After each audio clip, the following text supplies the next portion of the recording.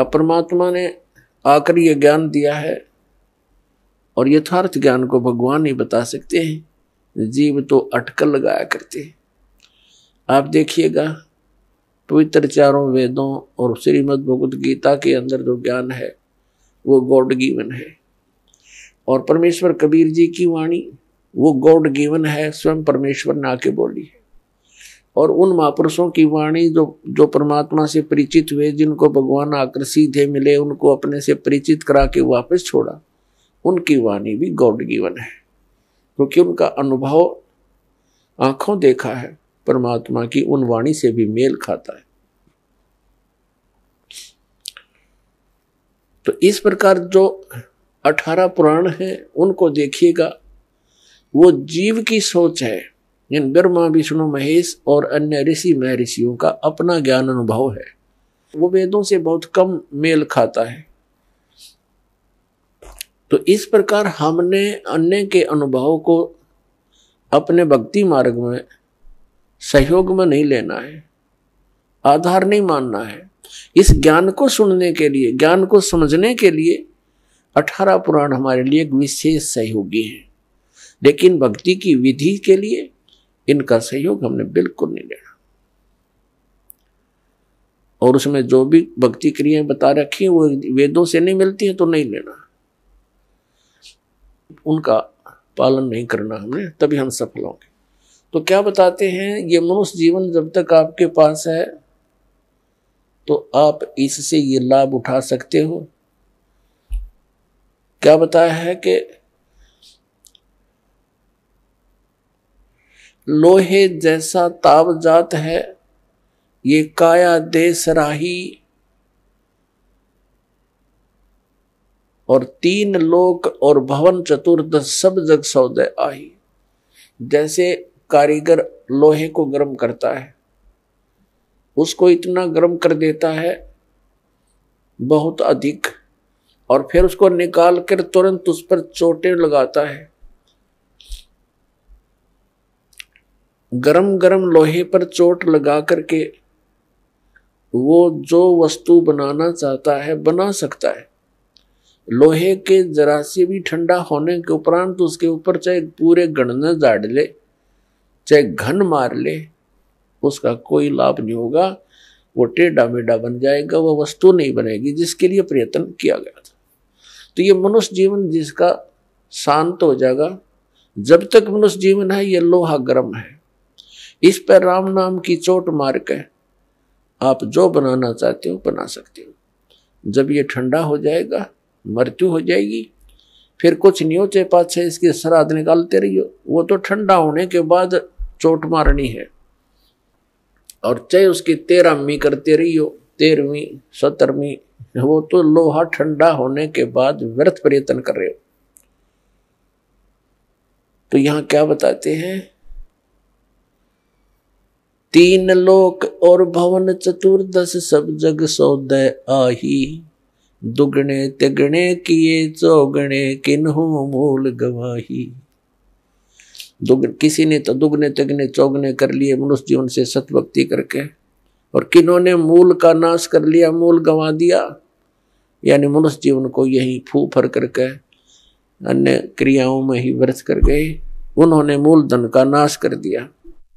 अब भक्ति न करने से क्या हानि होगी।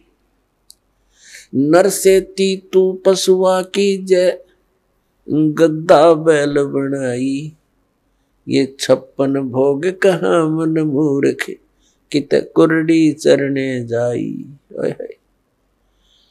पुण्यात्मा, हम मनुष्य जीवन प्राप्त करके उन सभी सुविधाओं को प्राप्त कर लेते हैं जो भगवान मनुष्य जीवन प्राप्त प्राणी को देता है। वो क्यों देता है? इसलिए देता है कि इन सुविधाओं को प्राप्त करके ये भक्ति कर लेगा, अपना कल्याण करा लेगा। जिनको मानव शरीर प्राप्त है वो उनकी ड्रेस अन्य प्राणियों से भिन्न है। ड्रेस मीन आपका ये शरीर, ये बॉडी, ये ड्रेस है, एक पोशाक है आपकी, ये स्टूडेंट की है। और जो स्टूडेंट, जो विद्यार्थी अपना उद्देश्य को पूरा ना करके, पढ़ाई ना करके सिनेमा देखता है, गेम देखता है, बाहर बकवाद करता है, तो फिर क्या होगा? वो अपना जीवन नाश कर रहा है, वो अपने उद्देश्य से भटक चुका है। और फिर क्या बनेगा? वो मजदूर लगेगा और कहीं मिट्टी ढोएगा, रिक्शा चलाएगा, पल्लेदारी करेगा। जिस उद्देश्य से वो विद्यालय में गया था उससे चूक गया, वो लाभ प्राप्त नहीं कर सका। ठीक इसी प्रकार आप जी जिनको भी मानव शरीर प्राप्त है, चाहे वो रिक्शा चालक है, चाहे कोई मजदूर है, चाहे कोई धनी व्यक्ति है, चाहे अधिकारी कर्मचारी है, या कोई मंत्री, प्रधानमंत्री, मुख्यमंत्री, राष्ट्रपति है, ये सब स्टूडेंट हैं। और जो ये भक्ति साधना नहीं कर रहे, वो अपने उद्देश्य से भटक चुके हैं। माता पिता से प्राप्त उस धन का वो दुरुपयोग कर रहे हैं। हमारा माता पिता कौन है? कबीर भगवान। उसने हमें ये पूंजी दे करके आपको फ्री कर रखा है। जैसे बच्चे को माता पिता 15-16 वर्ष तक बिल्कुल फ्री कर देते हैं, बढ़िया कपड़े देते हैं, बढ़िया खाना देते हैं, कोई काम भी नहीं लेते हैं, पैसे भी खूब खर्च करते हैं, तुम किसी प्रकार अपना उद्धार करवाओ, अपनी शिक्षा पूरी कर लो।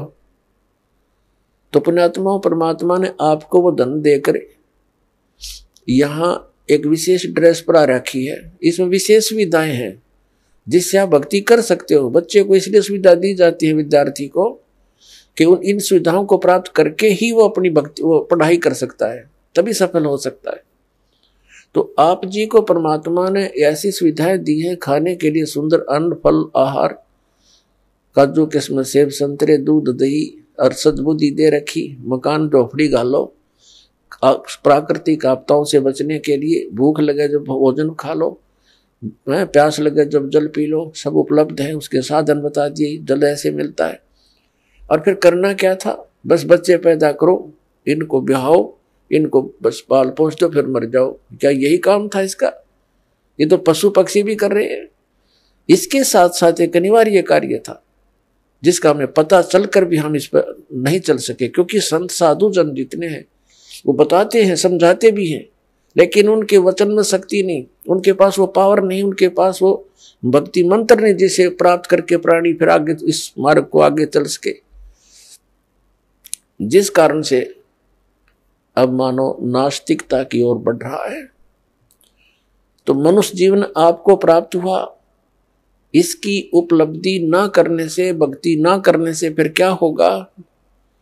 नर से तीतू पशुआ की जय, गद्दा बैल बनाई, ये 56 भोग कहा मन बोरे, कहीं कुरडी चरने जाई। पुण्यात्मा, जब तक हम सत्संग नहीं सुनते तब तक हमारे ऊपर इस काल के माया व रूपी भांग का घना नशा होता है। कबीर साहब कहते हैं, कबीर ये माया अटपटी, सब गट आण अड़ी, और किस किस ने समझाऊं या कुएं भांग पड़ी। जिस संसार में हम रह रहे हैं, यहाँ प्रत्येक व्यक्ति के एक ही विचार हैं और एक जैसे ही उसकी गाइडलाइन होती है अपने बच्चों को, कि भाई अपना बच्चे को शिक्षा के लिए भेजते हैं तो भी उद्देश्य यही बताते हैं कि तेरा रोजगार ठीक हो जाएगा। यानी जो भी ट्रेनिंग हमें मिलती है, रोजी रोटी और कपड़ा और कोठी, इनके बनाने की ही मिलती है। तो उस समाज में रहकर के आप अपना उद्देश्य भूल चुके हो।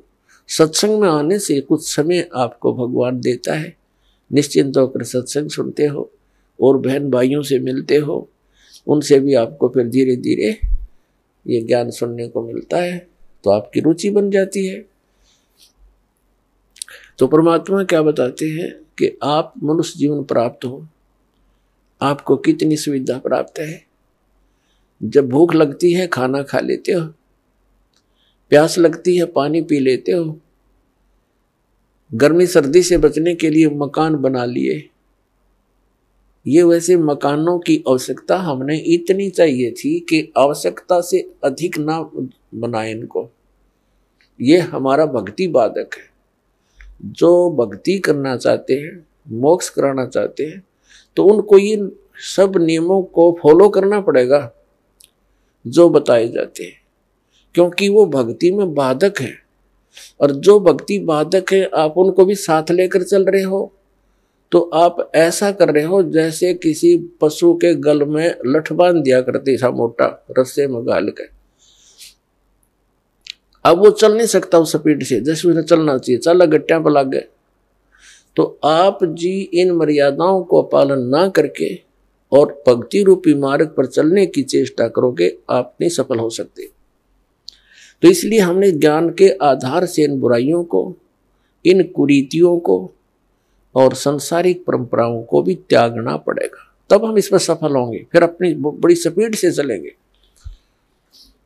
जैसे मकान बना लिया, ठीक है, आजकल परमात्मा ने दया कर रखी है, बढ़िया सुविधा आपको प्राप्त है, मकान बना लो, जैसा आवश्यक हो उतना ही, केवल उसी के लिए कि बढ़िया कोठी बनाऊं, लोगों का प्रशंसक बन जाऊं। ये हमारी अपनी सोच होती है, अध्यात्म मार्ग नहीं है। तो मकान बनाओ जितना आवश्यक हो और जितनी आपकी जेब अलाउड करती हो, आवश्यकता से अधिक खर्च मत करो। हमारे पूर्वज आपने देखे होंगे, हमने तो खूब याद है, झोंपड़ियों में टाइम पास करके कई कई पीढ़ी, उनका तो इतना काम है, एक चारपाई डालनी है आपने, चाहे 10 कमरों का मकान है आपका, एक कमरे में एक कोने में 3.5 बाई 7 फुट की जगह चाहिए आपने। घुटने तो घड़िया तो मोकली है। कबीर साहब तक कहते हैं घर तो 3.5 हाथ और गणा तो 4.25। कहे कबीर अधिका कहे उसको नहीं विचार। ये मनुष्य की जो शरीर है 3.5 हाथ का होता है। परमात्मा कहते हैं आपने घर 3.5 हाथ की आवश्यकता है, घना बनाओ तो 4.25। अरे से फालतू बनाओ है तो मूर्खता है तेरी। फिर भी परमात्मा का कहने का तात्पर्य है कि आवश्यकता से अधिक कोई भी वस्तु आप संग्रह करते हो आपकी भक्ति का बाधक बनेगा, क्योंकि समय वेस्ट व्यर्थ जाएगा। कोठी बना ली, 1-2 लाख अपने पास से लगा लिए, 3 लाख कर्जा कर लिया। अब जब तो कर्जा ले लिया, ऋण ले लिया, पता नहीं चला, 1 महीने के बाद मांगने वाला आने लग जाएंगे। चैन गई, रात न नींद आवा नहीं, और भक्ति का भी नाश। वह कोठी के काम आई आपके। तो इस प्रकार हमने भक्ति मार्ग में जो बाधाएं हैं उनको त्यागना पड़ेगा। अब क्या बताते हैं, परमात्मा ने हमें कितनी सद्बुद्धि दे रखी है, और ये भक्ति ना करने से इन कोठी बंगले बनाने में और धन बढ़ाने में अपना जीवन व्यर्थ कर जाएंगे। तो फिर क्या होगा? नर से तू पशुआ कीजिए, नर से फिर तू पशु बनेगा। नर से तू पशुआ कीजिए, गद्दा बैल बनाई, अरे ये सुंदर भोजन का मन बोरे कि तो कुर्डी सरने जाई। ओए होए।